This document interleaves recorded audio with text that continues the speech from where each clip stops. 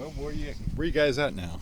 Oh, we're well ahead of where we were when practice started. Long ways away from being ready for game day, but I feel good about the direction we're going, no doubt about that. You know, we're going to be talking with Tyler Mitchell here in a little bit. I know offensive linemen don't always get all the love, but what can you say about Tyler? You know, one, he's a workaholic. Two, he's a fun-loving guy. Nothing really bothers him. He's a guy that's going to compete every day, but he likes to have fun doing that. And I love him. In the short time, he's really embraced me, and I feel great about him as a person and as a player. Sounds like Adam Harder's dealt with some injury issues. How's he doing for you guys? You know, mentally, he's really done a nice job because, you know, anytime you have get nicked up, you have things happen to you, you know, you can have your dauber go down. But he, right away, he was already starting to talk to other guys that are maybe behind him on the depth chart and trying to get them better, which I appreciate that. If you had to choose a running back rotation today, do you think you're in a position where you could do it? You know, I don't think I would name anybody that would be a 1, 2, and 3, but I think we definitely have 3 or 4 guys I'm going to feel good with. How's the offensive line performing overall? Really pretty well. The biggest problem, though, we've got to get where we feel like we truly have 6 or 7 or 8 that can all go in there and play as 5 and play as one group of 5.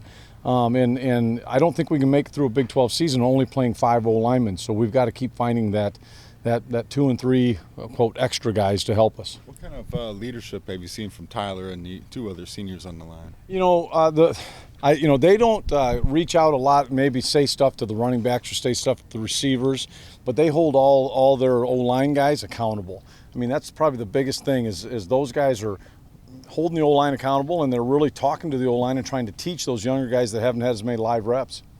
Seems like you guys are a little beat up at fullback. How trying has it been just trying to get to? You know, it's not been maybe as bad as someone would think, just because for that position, you know, we're going to try to work all the tight ends / fullbacks in, so that as an example, a Nick Leonard's or a Blaze, they've got to understand how to play fullback as well as tight end. Now, obviously, you probably don't have a 6'7" Blaze playing a bunch of fullback, but he understands what they're doing, so it's not as maybe earth-shattering issue as some would think. I've heard the term like double rep system used a lot from you guys. Can you just explain that to me, like what that means? Well, basically it means even that brand new true freshman, he's got to be ready to try to learn the system and get in and play, because we're going to have one group of offense down on one end of the field and another group down on the other end. So all 4 fullbacks, as an example, they're all going to get reps even on day 1. So it forces a guy like Jax Deneen to learn the playbook and to get ready to go, because he's got 10 other guys that are counting on him doing his part of the puzzle. How is Jax coming along right now? Really good. Been impressed with him. You know, he's got quick twitch. And he likes contact. He still has a learning curve that he's got to keep going. But I've been really happy with him, and the biggest thing is he loves the game. I mean, he flies around. We ask him to do some things sometimes that at his height he's probably not going to do, but learning-wise, we make him do it.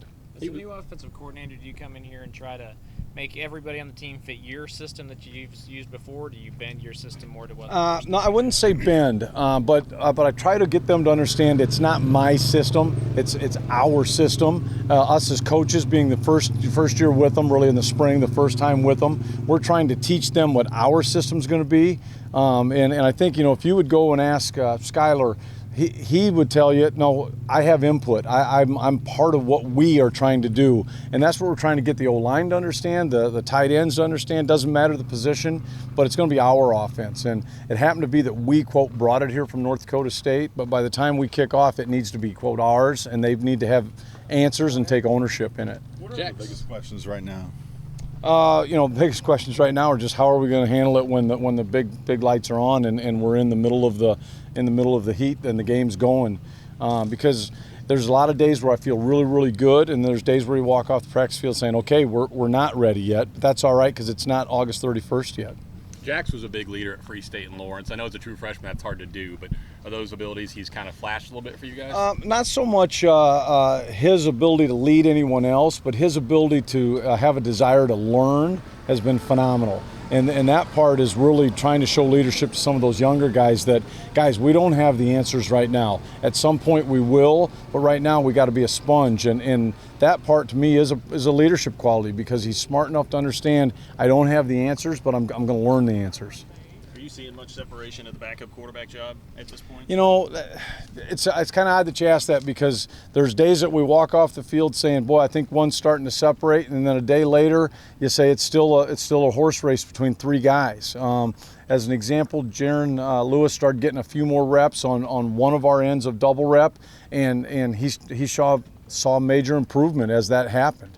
And I think the biggest thing that they all have to understand is it's out of their control who the second string guy is. It is in their control how well they perform. And then that's what's going to make us say, yep, that's the guy that I think can lead us if we need him to.